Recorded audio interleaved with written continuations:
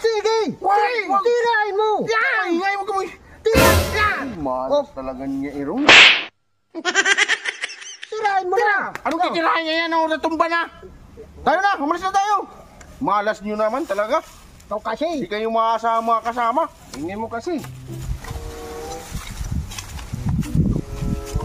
Oh, ano namang iniisip mo?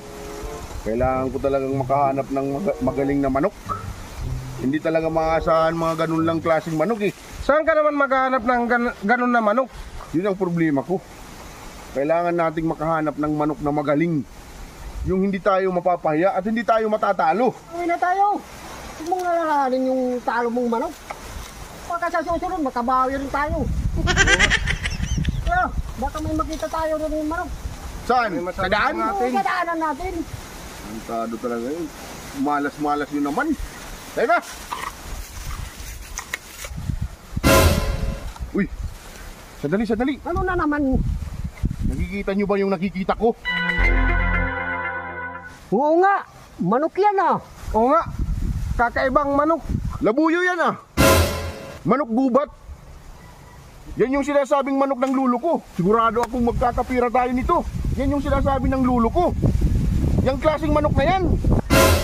Pero dapat makahanap tayo ng itlog ng manok na yan. Ba pare? Isasabog mo yung itlog. Paano tayo mananalo niyan? Hindi natin yung sasabong yung itlog ng manok na yan. Yan naman. Maghanap tayo ng itlog, tapos gagawin nating sisiw. Pagkatapos, palalakihin natin, saka natin isasabong. Hindi na naman talaga ng utak mo eh. Ganun pala. Yun yung problema ko ngayon. Yung ano? Kung saan natin hahanapin yung itlog. Sigurado ako may itlog yan eh. Sabihin, kung nandito siya sa gubat, ibig sabihin nandito rin yung itlog niya sa gubat. Huwag mong sabihin, maghahanap tayo dyan ng itlog. Tingnan mo, gubat yan eh. Huwag kayong mag-alala. Malapit lang naman yan dito eh. Sigurado ako, nandito lang yung itlog niya. Dito lang siya nag-itlog. Kailangan mahanap natin yung itlog. Halika na, doon tayo. Hina naman ng mga kukutin nyo eh. Bilisan mo namang maglakad. Madali lang.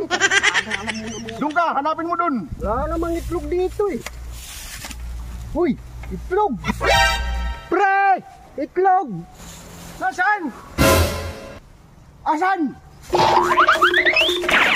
Asan? Uy, ito palang itlog. Itlog nga. Diba? Sabi ko sa inyo, may itlog yan dito eh. Ang problema natin ngayon, kung paano natin mapapapisa yan.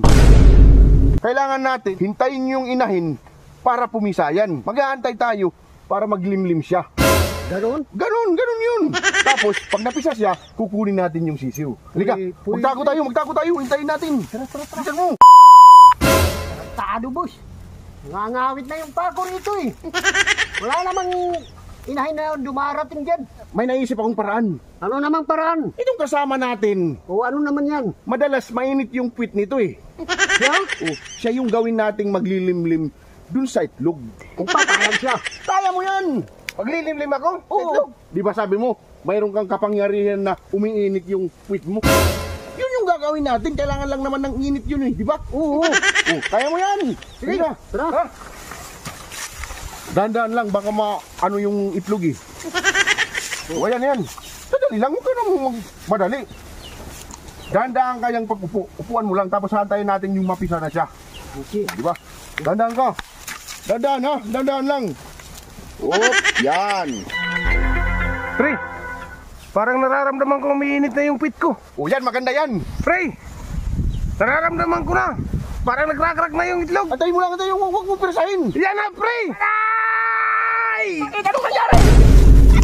Ay, patay tayo, pre. Hindi pala itlog ng manok to. Itlog ng buhaya.